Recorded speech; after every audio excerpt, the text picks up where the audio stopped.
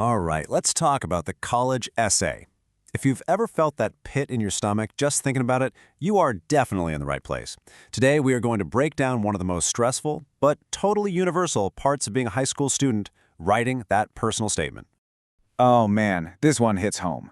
This is where it starts for so many people, right? That moment of just paralysis. The cursor on the screen just blinks, and you've got absolutely nothing. It's this feeling of being totally overwhelmed before you've even typed a single word.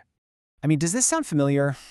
Yeah, I'm going to go ahead and guess it does. Whether you are deep in it right now or you just have some, vivid, maybe not so fond memories of it, this feeling is so common. And that's the first thing you really need to know. So let's put a name to it. We're calling this first major hurdle the blank page panic. And look, this isn't just about not having an idea. No, it's a very real, almost physical reaction to the sheer pressure of what's ahead. And if you dig into where that panic comes from, it's a whole tangled mess of things. It's not just one issue. You've got your classic writer's block, right? But then you've got these mental barriers we build for ourselves, that voice of self-doubt that leads to procrastination, and just that dizzying feeling of having absolutely no idea where to even start. Okay, so let's say you finally get past that blank page. Phew, but the struggle doesn't just go away, it just changes. It moves inside, and it becomes this intense internal battle, a real tug of war between your mind and the essay itself. And this slide? This is that tug of war perfectly laid out. On one side, you have your authentic voice. You just want to tell your story, sound like yourself, and share what's actually important to you. But pulling with all its might on the other side is this pressure to craft the perfect essay, to pick the right topic, to impress some faceless committee, to not mess up the prompt. It's a conflict that makes you second-guess everything. And a huge piece of that internal battle comes down to this right here. Step one is easy, right? You know what happened in your life, you can list your experiences. But the essay asks for step two. So what? What does it all mean? And making that leap from just describing an event to truly reflecting on why it mattered, that is where so many of us get completely stuck.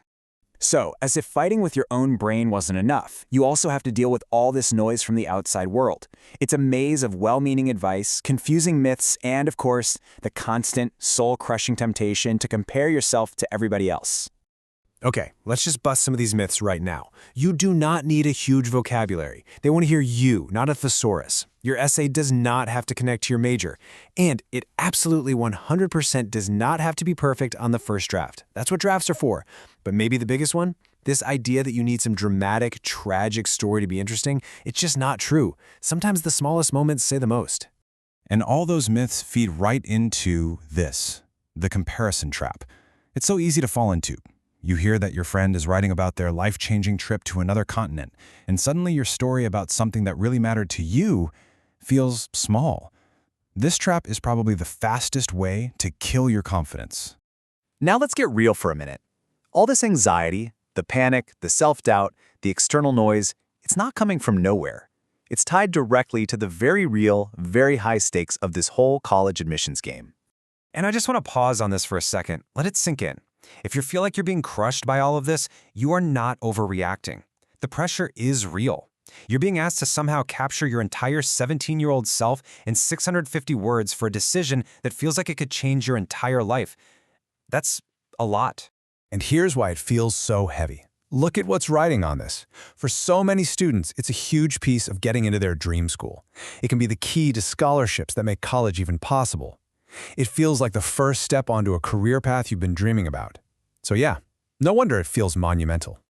And that brings us to what might be the single most important takeaway from all of this.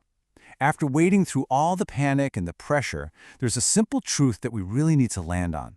Because maybe the deepest pain point of all is just feeling completely isolated in this struggle. It's so easy to think you're the only one who's this stressed, the only one this confused, the only one who feels this far behind. But here's the absolute truth. You're not. You are not alone. Every single fear we have just talked about, from the blinking cursor to the comparison trap, is a shared experience. Right now, as you're staring at your screen, there are literally thousands of other students feeling the exact same way. And knowing that, really truly knowing that, can make all the difference. So I want to leave you with this question to think about. If this whole struggle is so universal, if everyone is feeling this insane pressure to be perfect or to find some dramatic story, then what does it actually mean to stand out? Maybe, just maybe, the most unique thing you can possibly do is to stop playing that game and just be yourself.